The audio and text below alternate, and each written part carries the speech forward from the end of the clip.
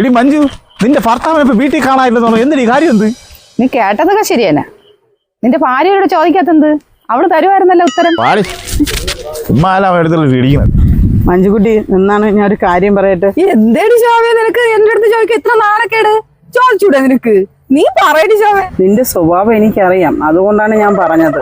വെട്ടൊന്ന് മുറി രണ്ട്, അതാണ് നിന്റെ സ്വഭാവം. എന്റെ പൊന്ന് ശോഭ, നീ വളച്ചു കേട്ടാ കാര്യം എന്താണെന്ന് വെച്ച് പറയാം. എനിക്ക് പോയിട്ട് കുറെ ജോലിയുണ്ട്. ഇല്ല, അമ്പലത്തിൽ പോയപ്പോഴത്തേക്കേ അവിടെ സംസാരിക്കുന്ന അമ്പലത്തിൽ ഒരാള് സംസാരിക്കുന്ന നിന്റെ ഭർത്താവിന് വേറെ കാമുകിയുണ്ടെന്ന്.